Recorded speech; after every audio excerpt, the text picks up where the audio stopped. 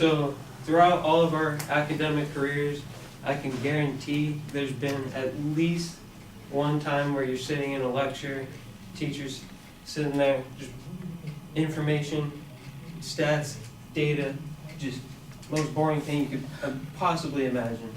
You're tired, you don't want to be there, but Gould said a lecture is an occasion when you numb one end to benefit the other.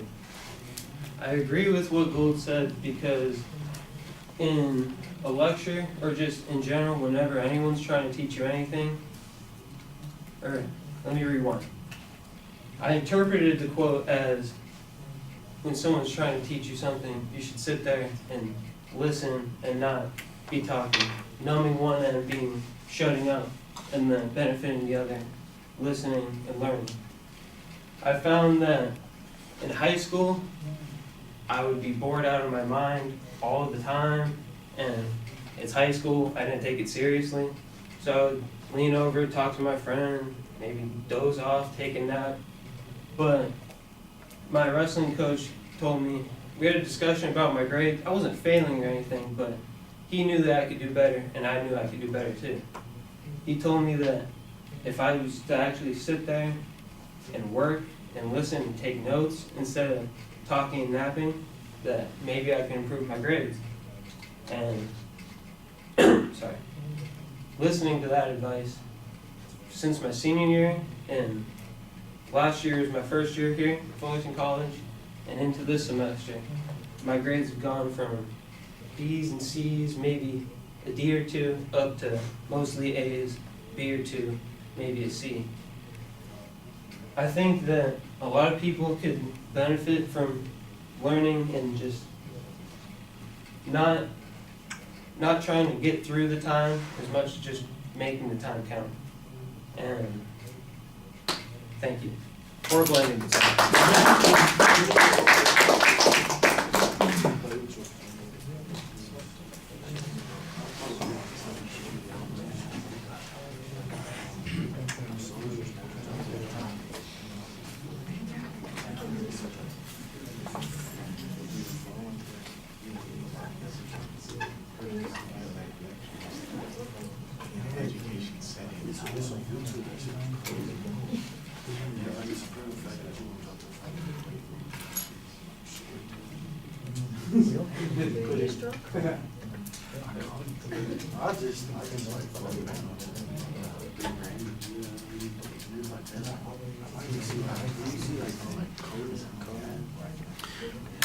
Okay, Nick, there's some things that you're doing really well and some things that you obviously need to work on.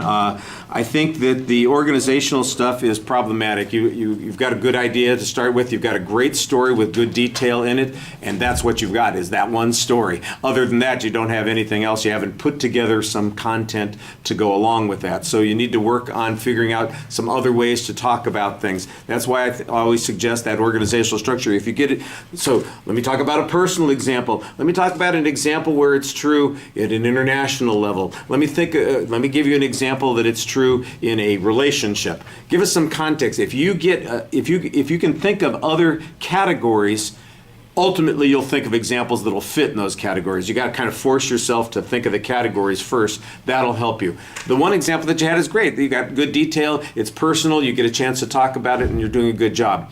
The thing that you do a good job on, especially at the beginning, is that you engage us. You're looking at us the whole time. Your face is very animated while you're speaking to us. You've got a pretty good energy level. You're overdoing it a little bit with your feet. You're moving too much, but your gestures, I think, are engaging, and that helps a bit. So it's kind of a mixed bag here that you're going. We want you energetic, we want you engaged, but we also want you to look like you're in control. And the foot movement is just, I think, excessive there. You project well, like I said, and at the end, you feel like, you just kind of bail out on your own speech. You say, well, let me shoot myself as I'm walking by, What's the old saying, fake it till you make it. Sometimes you just got to fake it and just come back to the point and you say, so, hopefully you don't get too bored while you're improving the other end of your body, that kind of thing. Come back to the quote, remind us the point that you're trying to make, and just finish that way. And let us make the judgment about whether or not it was good. Okay, thank you.